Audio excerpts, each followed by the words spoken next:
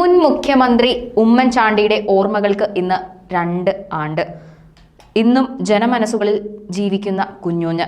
നെറികെട്ട പിണറായിസം സഹിക്കുന്ന നമ്മളിൽ ഓരോ വ്യക്തിയും ഉമ്മൻചാണ്ടിയുടെ ഭരണമാണ് നല്ലതെന്ന് പറയും.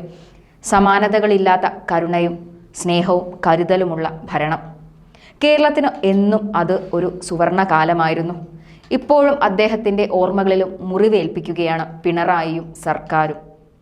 ഉമ്മൻചാണ്ടിയുടെ പേരിലുള്ള ശിലാഫലകം മാറ്റി മന്ത്രി PA മുഹമ്മദ് റിയാസിന്റെ പേരിലുള്ള ശിലാഫലകം സ്ഥാപിച്ചു. അങ്ങനെ മരുമോനിസം നടപ്പാക്കാൻ ശ്രമിക്കുകയാണ് ഇപ്പോൾ മരുമോൻ റിയാസ്. 2015 മെയ് 15 ഉമ്മൻചാണ്ടി ഉദ്ഘാടനം ചെയ്ത പയ്യമ്പലത്തെ കുട്ടികളുടെ പാർക്കിന്റെയും കടലോര നടപ്പാതയുടെയും ശിലാഫലകം മാറ്റി പുതിയത് സ്ഥാപിച്ചിരിക്കുകയാണ് ഇപ്പോൾ.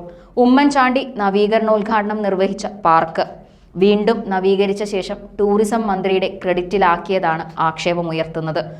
ഉമ്മൻചാണ്ടിയുടെ പേരുണ്ടായിരുന്ന കണ്ണൂർ പയ്യമ്പലത്തെ നടപ്പാതയുടെ ഉദ്ഘാടന ശിലാഫലകം DDPC എടുത്തു മാറ്റിയതിലാണ് ഇപ്പോൾ പ്രതിഷേധം. ഫലകം വയ്ക്കാൻ സ്ഥലമില്ലാത്തതുകൊണ്ടാണ് പഴയത് മാറ്റിയതെന്നാണ് വിശദീകരണം. 2022 മാർച്ച് 6 പയ്യമ്പലത്തെ ഗസ്റ്റ് ഹൗസിനോട് ചേർന്നുള്ള നടപ്പാതയുടെ സീവ്യൂ പാർക്കിന്റെയും നവീകരണ ഉദ്ഘാടനം നടക്കുന്നത്. ടൂറിസം മന്ത്രി PA മുഹമ്മദ് റിയാസ് ഉദ്ഘാടനം ചെയ്തു. ഇതോടെ ആ പാർക്ക് റിയാസിന്റെ ക്രെഡിറ്റിലേക്ക് മാറ്റുകയാണ് CPM നിയന്ത്രണത്തിലുള്ള DDPC. കണ്ണൂർ വിമാനത്താവളം, വിഴിഞ്ഞമടക്കമുള്ള സ്വപ്ന പദ്ധതികൾ യാഥാർത്ഥ്യമാക്കാൻ ഓടി നടന്ന മുൻ മുഖ്യമന്ത്രിയാണ് ഉമ്മൻചാണ്ടി. വിമാനത്താവളത്തിന്റെ പരീക്ഷണ പറക്കലടക്കം സാധ്യമാക്കിയ നേതാവ്. ഇതെല്ലാം CPM ഇന്ന് ഏറ്റെടുക്കുകയാണ്. ഇതിന് സമാനമായി പയ്യമ്പലത്തെ പാർക്കും റിയാസിന് നൽകാനുള്ള ശ്രമമാണ് ഫലകം മാറ്റിവെക്കൽ. ഭരണം മാറിയപ്പോൾ ഉമ്മൻചാണ്ടിയുടെ പേരിലുള്ള ശിലാഫലകം പൊട്ടിച്ച് മാറ്റിച്ച് പുതിയത് സ്ഥാപിക്കുകയാണ് മുഹമ്മദ് റിയാസും കൂട്ടരും. ശുദ്ധ തോന്നിവാസമാണ് ഇപ്പോൾ അവിടെ നടക്കുന്നത്. ഇത് എന്താണ് പ്രചരിപ്പിക്കുന്നത് എന്ന് വ്യക്തമല്ല.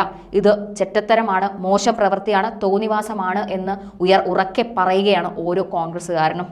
സ്ഥലത്ത് കോൺഗ്രസ് നേതാക്കൾ പ്രതിഷേധിക്കുകയും പഴയ ശിലാഫലകം പുതിയത് സ്ഥാപിച്ചതിന്റെ അടുത്തേക്ക് നീക്കി വെക്കുകയും ചെയ്തു. അവിടെ നിന്ന് എടുത്തു മാറ്റരുതെന്ന താക്കീതോടെയാണ് ഫലകം പഴയ സ്ഥാനത്ത് വെച്ചത്. എന്നാൽ പുതിയ ഫലകം വെക്കാൻ സ്ഥലം ഇല്ലാത്തതിനാലാവാം കരാറുകാർ മാറ്റിയിട്ടുണ്ടാവുക എന്നാണ് DDPCയുടെ വിശദീകരണം. ഇതിനോട് PC വിഷ്ണുനാഥ് പറഞ്ഞത്, മുഹമ്മദ് റിയാസ് തന്നെ സംഭവിച്ചതും മനസ്സിലാക്കണം, അത് ജനങ്ങളോട് പറയണം, അന്വേഷിക്കണം എന്നാണ്. ചുരുക്കി പറഞ്ഞാൽ ജനങ്ങൾ ഇവരുടെ പ്രവർത്തനങ്ങൾ മനസ്സിലാക്കുന്നുണ്ട്. മനസ്സിലാക്കിയതിന്റെ ഫലം 2026 മെയ്യിൽ അറിയിക്കുകയും ചെയ്യും. റിയാസിന്റെ ഫലകം സ്ഥാപിക്കണമെങ്കിൽ സ്ഥാപിച്ചോട്ടെ. പക്ഷേ ബഹുമാനപ്പെട്ട കേരളത്തിന് മുഖ്യമന്ത്രി ആയിട്ടുള്ള ഒരു വ്യക്തിത്വത്തെ അപമാനിക്കുന്നതിന് തുല്യമാണ്. അങ്ങനെയാണ് എങ്കിൽ കേരളത്തിലെ ഈ 9 വർഷമുള്ള കേരളത്തിൽ അതിന് മുമ്പോട്ടുള്ള ഒരു ഫലകവും കേരളത്തിൽ ഉണ്ടാവില്ലല്ലോ. പിന്നെ എന്തിനാണ് ഈ ഫലകം സ്ഥാപിക്കുന്നത്?